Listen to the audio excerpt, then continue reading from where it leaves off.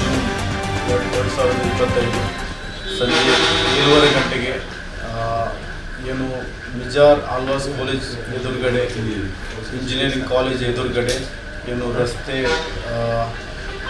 ಅಪಘಾತದಲ್ಲಿ ಮರಣ ಹೊಂದಿರುವ ಗಂಜಿಮಠ ಶಬ್ನಮ್ ಅಬ್ದುಲ್ ಖಾದರ್ ಅವರು ನನ್ನ ತಂದೆಯವರು ಆಗಿರುತ್ತಾರೆ. ಮೂಡಬಿದಿರೆ ಕಡೆಯಿಂದ ಗಂಜಿಮಠ ನಮ್ಮ ಮನೆಗೆ ತೆರಳುತ್ತಿರುವ ಸಮಯದಲ್ಲೇ ಆಗಿರುತ್ತದೆ ಈ ಒಂದು ಅಪಘಾತ. ಈ ಅಪಘಾತಕ್ಕೆ ಮುಖ್ಯ ಕಾರಣ ಏನು ಈಗ ಪ್ರೆಸೆಂಟ್ಲಿ ರಸ್ತೆ ಕಾಮಗಾರಿ DBL ಕಾಂಟ್ರಾಕ್ಟರ್ NHAI ಅವರ ಕಾಂಟ್ರಾಕ್ಟರ್ DBL ಅವರ ನಿರ್ಲಕ್ಷ್ಯ ಅವಿಜ್ಞಾನಿಕತೆಯಿಂದ ಆಗಿರತಕ್ಕಂತಹ ಈ ಒಂದು ದುರ್ಘಟನೆ. ಏನು ಈ ಒಂದು ರಸ್ತೆ ಪಬ್ಲಿಕ್ಗೆ ಫುಲ್ಲಿ ಓಪನ್ ಮಾಡಿ ಕೊಟ್ಟಿರೋ ರಸ್ತೆಯ ನಡುವಲ್ಲಿ ಏನೊಂದು ದೊಡ್ಡ ಒಂದು ಹೊಂಡ ತೋಡಿ ಅದಕ್ಕೆ ಯಾವುದೇ ಪ್ರಿಕಾಷನ್ಸ್ ಅಂದರೆ ಬ್ಯಾರಿಯರ್, ಸೈನೇಜಸ್, ರಾತ್ರಿ ವೇಳೆ ಹೋಗುವವರಿಗೆ ಲೈಟಿಂಗ್ ವ್ಯವಸ್ಥೆ ಮಾಡದೇ ಇರುವ ಕಾರಣ ಆಗಿರುತ್ತದೆ ಈ ಒಂದು ಅಪಘಾತ. ವಾಹನದಲ್ಲಿ ಹೋಗುವಾಗ ಕಾಣದೇ ಇರದ ಸಂದರ್ಭದಲ್ಲಿ ಆಗಿರ್ತದೆ. ನನ್ನ ತಂದೆಯವರಾದ ಅಬ್ದುಲ್ ಖಾದರ್ ಈ ಹೊಂಡಕ್ಕೆ ಬಿದ್ದು ತೀವ್ರ ಗಾಯಗೊಂಡು ಅಮಾಯಕವಾಗಿ ಮರಣ ಹೊಂದಿರುತ್ತಾರೆ. ಇದೊಂದು ನಮಗೆ ದೊಡ್ಡ ದುಃಖದ ದುರಂತವಾಗಿರುತ್ತದೆ. ಇದಕ್ಕೆ ಮುಂಚೆ ಕೂಡ 2 ಸೇಮ್ ದುರಂತ ಆಗಿರುತ್ತದೆ. ಅಲ್ಲಿ ಮೈನರ್ ಇಂಜುರಿಯಲ್ಲಿ ಅವರು ಪಾರಾಗಿರ್ತಾರೆ. ಓಕೆ, ಈ 2 ದುರಂತ ಅವರು ಸೀರಿಯಸ್ ಆಗಿ ತೆಗಿತಾ ಇದ್ದರೆ ಏನು ಅದರಲ್ಲಿ ಈವನ್ ಫಸ್ಟ್ ಇನ್ಸಿಡೆಂಟಲ್ಲಿ ಅವರು ಯಾವುದೇ ಒಂದು ಮೈನರ್ ಕ್ರಮ ಬ್ಯಾರಿಕೇಷನ್ ಏನು ಅಡ್ಡ ಹಾಕಿರುತ್ತಿದ್ದರೆ ಈ ಒಂದು ಅಪಘಾತ ನಡೀತಿರಲಿಲ್ಲ. ಸೊ ಇದೊಂದು ಮೇಜರ್ ಅವರ ನೆಗ್ಲಿಜೆನ್ಸಿ ಆಗಿರುತ್ತದೆ. ಈವನ್ NHAI ಪುವರ್ ಸೂಪರ್ವಿಷನ್ ಕೂಡ ಇದಕ್ಕೆ ಒಂದು ಕಾರಣವಾಗಿರ್ತದೆ.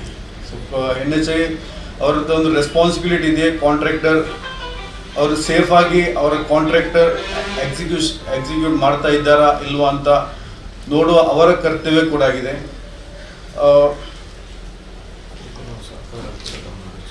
ಹೌದು, ಇದಕ್ಕೆ ನಾವು ಸರ್ಕಾರಕ್ಕೆ ಕೂಡ ಗಮನ ಹರಿಸಿದ್ರೆ ಏನಂದರೆ ಈ ಒಂದು ಇನ್ಸಿಡೆಂಟ್ ಪುನಃ ಆ ಲೊಕೇಶನಲ್ಲಿ ಅಲ್ಲ ಎಲ್ಲಿ ಎಷ್ಟು ಕಾಮಗಾರಿ ಆಗಿರುತ್ತದೆ. NHAI ಪ್ಲೀಸ್ ರಿಕ್ವೆಸ್ಟ್ ಮಾಡ್ತಾ ಇದ್ದೇವೆ, ದೇ ಹ್ಯಾವ್ ಟು ಅವರು ಅದನ್ನು ಸ್ಟ್ರಿಕ್ಟ್ಲಿ ಸೂಪರ್ವಿಷನ್ ಮಾಡಿ ಯಾವುದೇ ಕೆಲಸ ಎಕ್ಸಿಕ್ಯೂಟ್ ಮಾಡುವ ಮೊದಲು ಪಬ್ಲಿಕ್ ಸೇಫ್ಟಿ ಫಸ್ಟ್. ಪಬ್ಲಿಕ್ ಸೇಫ್ಟಿಗೋಸ್ಕರ ಎಲ್ಲ ಬ್ಯಾರಿಯರ್ಸ್, ಲೈಟಿಂಗ್ ಫೆಸಿಲಿಟಿ, ರಿಫ್ಲೆಕ್ಟರ್ ಎಲ್ಲ ಹಾಕಿಯೇ ತದನಂತರ ಕೆಲಸ ಶುರು ಮಾಡಬೇಕಾಗಿ ಕೇಳಿಕೊಳ್ತಾ ಇದ್ದೇವೆ. ಪುನಃ ಯಾವುದೇ ಪಬ್ಲಿಕ್ಗೆ ಲಾಸ್ ಆಗಬಾರ್ದು ಅಂತ ನಮ್ಮದೊಂದು ರಿಕ್ವೆಸ್ಟ್ ಇದೆ. ಹಾಗೂ ನಮಗೆ ಅದಕ್ಕೆ ತಕ್ಕ ಸೂಕ್ತ ಪರಿಹಾರವನ್ನು ಬೇಡಿಕೊಳ್ತಾ ಇದ್ದೀವಿ. ನಮ್ಮ ಶಾಹುಲ್ ಹಮೀದರ್ ಅವರು ಹೇಳಿದ ಹಾಗೆ ರಾಷ್ಟ್ರೀಯ ಹೆದ್ದಾರಿ 169 ಇದರ ಕಾಮಗಾರಿ ಬಹಳಷ್ಟು 2-3 ವರ್ಷಗಳ ಹಿಂದೆ ನಡೀತಾ ಇದೆ. ಅದು ಕಾರ್ಕಳದಿಂದ ಮಂಗಳೂರುವರೆಗೆ ನಡೀತಾ ಉಂಟು. ಆದರೆ ಕೆಲವು ಜಾಗದಲ್ಲಿ ಅವರದೊಂದು ಕ್ಲಿಯರ್ ಕಟ್ ಕೆಲಸಗಳು, ಅಲ್ಲಿ ಒಂದು ನಾಮಫಲಕಗಳಿಲ್ಲದೆ ಜನರಿಗೆ ಕನ್ಫ್ಯೂಸ್ ಆಗ್ತಾ ಉಂಟು. ಯಾಕಂತ ಹೇಳಿದರೆ ಇಲ್ಲಿ ನಮ್ಮ ಬೆಳುವಾಯಿಂದ ನಮ್ಮ ಮೂಡುಬಿದಿರೆವರೆಗೆ ಸಾಧಾರಣ ಕೆಲಸಗಳಾಗಿದೆ. ನಂತರ ಇರುವಂತಹ ಇಲ್ಲಿ ಅಲಂಗಾರಿಂದ ಇರ್ಬೋದು, ಅಥವಾ ನಮ್ಮ ಮಿಜಾರ್ ತೋಡಾರಿಂದ ಇರ್ಬೋದು, ಅಥವಾ ಮಿಜಾರ್ ಲಾಸ್ಟ್ ಎಂಡ್ಗೆ ತಿರುಗುವಂಥ ಒಂದು ಜಾಗ ಜನರಿಗೆ ಗೊತ್ತಾಗೋದಿಲ್ಲ. ಸೀದಾ ಹೋಗಿ ಏನಾದರೂ ಕೆಳಗೆ ಹೋದರೆ ಹೊಂಡಕ್ಕೆ ಹೋಗ್ತಾರೆ. ಅದಕ್ಕೆಲ್ಲ ಒಂದು ಸೂಚನೆ ಫಲಕ ಅಥವಾ ಯಾವುದು ಇಡದೆ ಇವರು ಒಂದು ನೆಗ್ಲಿಜೆನ್ಸ್ ಮಾಡ್ತಾ ಇದ್ದಾರೆ. ಮೊನ್ನೆ ಏನೋ ಒಂದು ಅಮಾಯಕರು ಅವರಿಗೆ ಏನು ದಿನಾಲು ಬರ್ತಾ ಹೋಗ್ತಾ ಇರುವಾಗ ಏನು ಗೊತ್ತಿಲ್ಲದಕ್ಕೆ ಏನೊಂದು ಅಡ್ಡ ಬ್ಯಾರಿಗೇಟ್ ಅಥವಾ ಇನ್ನಿತರ ಯಾವುದನ್ನು ಅಳವಡಿಸದೆ ಅವರೊಂದು ಸಾಧಾರಣ ಮಳೆ ಇರುವ ಕಾರಣದಿಂದ ಅವರು ಕನ್ಫ್ಯೂಸ್ ಆಗಿ ಆ ಹೊಂಡಕ್ಕೆ ಬಿದ್ದು ಅವರು ಗಾಯಗೊಂಡು ಸಡನ್ ಅವರು ತೀರಿ ಹೋಗಿದ್ದಾರೆ. ಖಂಡಿತವಾಗಿ ಅದಕ್ಕೆ ಬೇಸರ ಉಂಟು. ಇದಕ್ಕೆ ಮೊದಲು ಈ ಥರ ಘಟನೆಗಳಲ್ಲಿ ನಡೆದಿದೆ. 2-3 ಜನ ಅದಕ್ಕೆ ಬಿದ್ದು ಅವರು ಏನೋ ಪ್ರಾಣಾಪಾಯದಿಂದ ಪಾರಾಗಿದ್ದಾರೆ. ಈ ಥರ ನಡಿಬಾರದು.